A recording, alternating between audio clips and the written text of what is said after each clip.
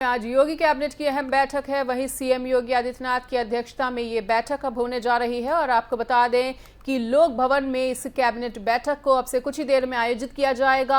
वहीं इस बैठक के दौरान 10 से ज्यादा प्रस्ताव को मंजूरी मिल सकती है। तो सीएम योगी आदित्यनाथ की अध्यक्षता में इस बैठक को आयोजित किया जाना है और आपको बताना चाहेंगे कि इस महत्वपूर्ण बैठक में 10 महत्वपूर्ण प्रस्ताव को भी मंजूरी मिल सकती है।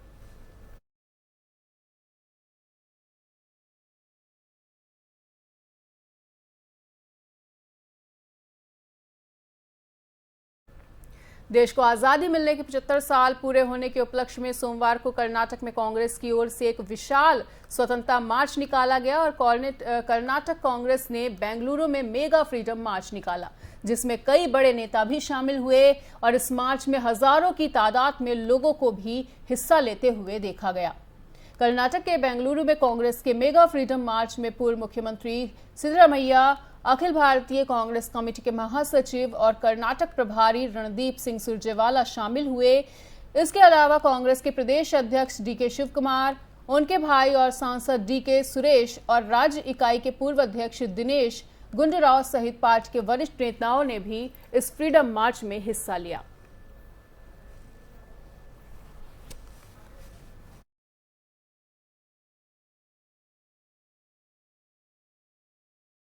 भारतीय फुटबॉल खिलाड़ियों और फैंस के लिए एक बुरी खबर सामने आ रही है, जहां international federation of association football यानी फीफा ने ऑल इंडिया फुटबॉल फेडरेशन को तुरंत प्रभाव से निलंबित कर दिया है। वहीं फीफा ने बताया है कि नियमों के उल्लंघन की वजह से ये फैसला लेना पड़ा है।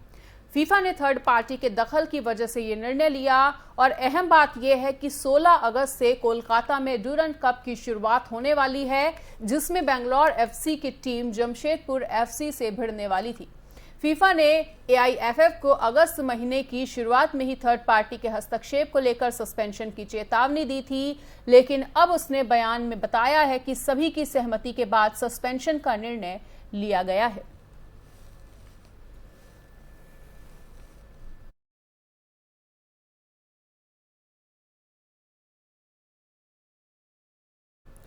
पीएम मोदी ने कल सोमवार को स्वतंत्रता दिवस की 75वीं वर्षगांठ पर लाल किले से तिरंगा फहराया और इसके बाद उन्होंने देश को संबोधित भी किया। इस दौरान पीएम मोदी ने देश की आजादी के लिए संघर्ष करने वाले, आहुति देने वाले, इस देश को आजादी के बाद बनाने वाले महापुरुषों को नमन किया और साथ ही आने वाले 25 सालों के लिए देशवासियों से 5 प्रण लेने की अपील भी की। उन्होंने क्या कुछ कहा, आइए आपको सुनवाते हैं।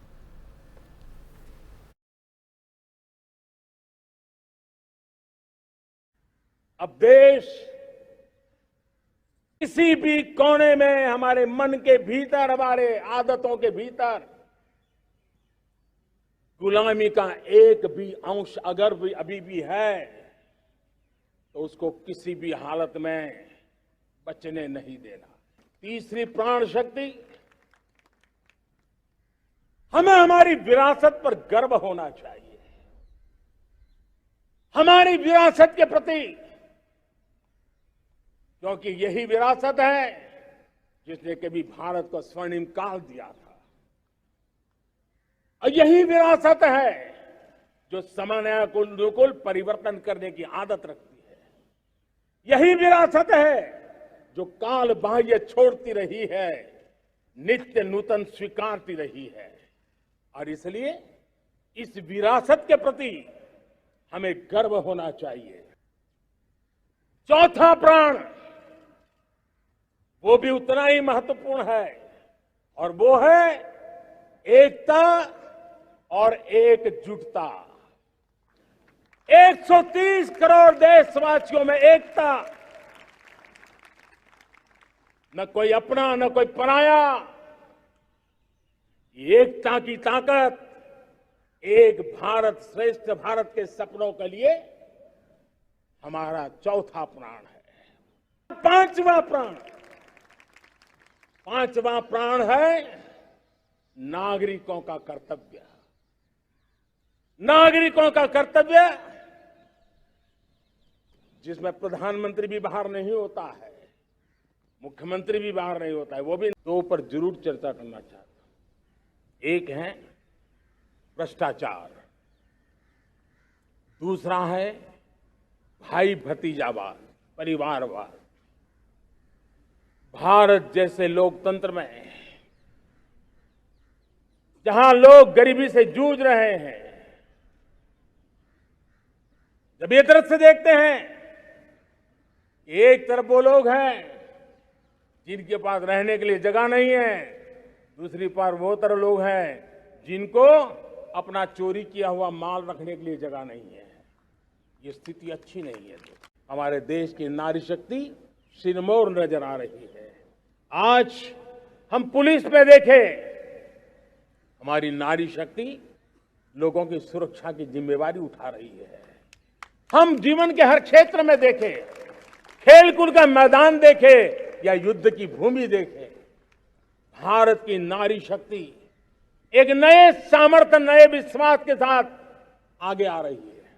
मैं इसको भारत की 75 साल की जो यात्रा में जो योगदान है, उसमें अब कई गुना योगदान आने वाले 25 साल में मैं मेरी नारी शक्ति का देख रहा हूं, मेरी माताओं बहनों का, मेरी बेटियों का देख रहा हूं। भारत मैन्युफैक्चरिंग हब बनता जा रहा है, आत्मनिर्भर भारत की बुनियाद बना रहा है। आज इलेक्ट्रॉनिक गुड्स मैन्युफैक्चरिंग हो, मोबाइल फोन का मैन्युफैक्चरिंग हो, आज देश बहुत तेजी से प्रगति कर रहा है। जब हमारा ब्रह्मोस दुनिया में जाता है, कौन हिंदुस्तानी होगा जिसका मन आसमान को न छूता होगा। दोस्तों, ये आत्मनिर्भर भारत, ये सरकारी एजेंडा, सरकारी कार्यक्रम नहीं है।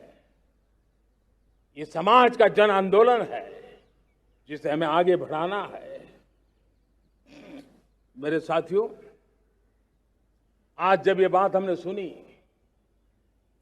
आजादी के 75 साल के बाद जिस आवाज को सुनने के लिए हमारे कान तरस रहे थे, 75 साल के बाद वो आवाज सुनाई दी है। 75 साल के बाद लाल किले पर से तिरंगे को सलामी देने का काम पहली बार मेड इन इंडिया तोप ने किया है। कौन हिंदुस्तानी होगा जिसको ये बात, एक आवाज उसे नई प्रेरणा, ताकत नहीं देगी। और इसलिए मेरे प्यारे भाई बहनों, मैं आज मेरे देश के सेना के जवानों का हृदय से अभिनंदन करना चाहता हूं। अब देश बड़े संकल्प लेकर के ही चलेगा। लाल किले पर स्वतंत्रता दिवस समारोह के दौरान सोमवार को 21 तोपों की सलामी 7 ब्रिटिश पाउंडर गन और एक स्वदेशी अटैक गन से दी गई। देश आजाद होने के 75 साल के बाद पहली बार ऐसा हुआ है कि 21 तोपों की सलामी में कोई स्वदेशी आर्टिलरी गन भी शामिल की गई है। अभी तक द्वितीय विश्व युद्ध की ब्रिटिश पाउंडर गन से 21 तोपों की सलामी दी जाती आई थी। वहीं भारतीय सेना ने 21 तोपों की सलामी का वीडियो भी ट्वीट किया है। वीडियो में लाल किले के परिसर में एक खंदक में 7 पाउंडर गन से फायरिंग दिखाई पड़ रही है। साथ ही डीआरडीओ द्वारा टाटा और भारत फोर्स के सहयोग से तैयार की गई अटैक गन से भी फायरिंग दिखाई गई है।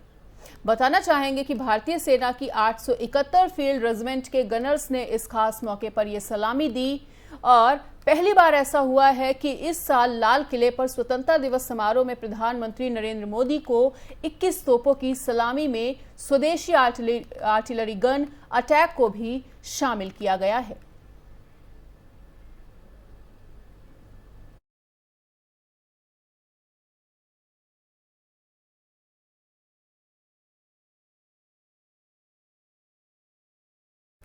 रेल भवन में झंडारोहण के बाद रेल मंत्री अश्विनी वैष्णव ने भी क्या कुछ कहा, वो भी सुनिए।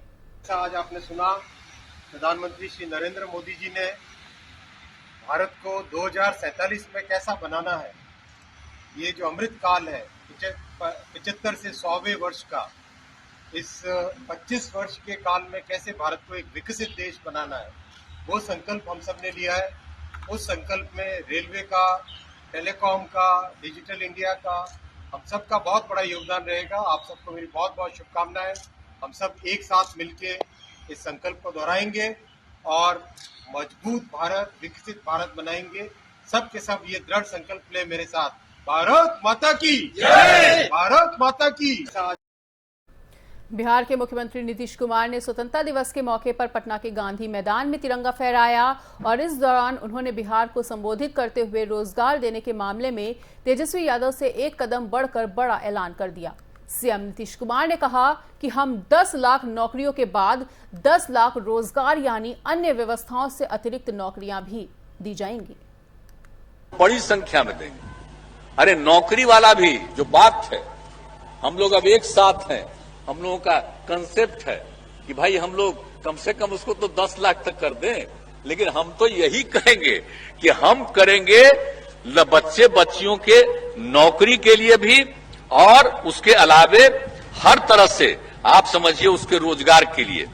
नौकरी और रोजगार दोनों का इंतजाम इतना करवाएंगे, सरकारी और सरकार के बाहर भी हर तरह से इतना ज्यादा काम बढ़ना चाहिए कि ये हो जाएगा। तो हम लोगों का मन तो है कि भाई इसको तो हम लोग 20 लाख तक पहुंचाएं। इसके लिए पूरे तौर पर हम लोग हर जगह इन सब चीजों को काम करेंगे ताकि ये सब काम में आप समझ लीजिए कितना ज्यादा होगा। बड़ी संख्या। भारत ने कल अपने गौरव का जश्न मनाया और आजादी के 75 साल पूरे होने पर देश भर में उत्सव अभी भी मनाया जा रहा है।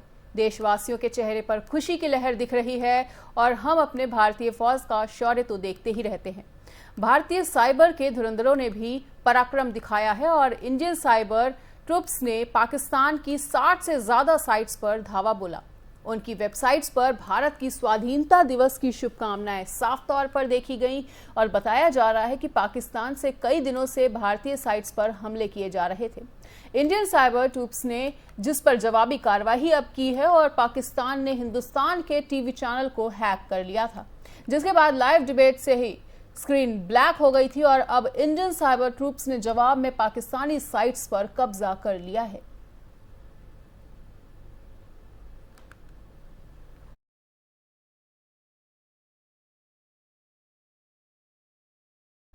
और फिलहाल इस वक्त के बुलेटिन में इतना ही। प्रदेश और दुनिया की बाकी खबरों के लिए देखते रहिए FM न्यूज।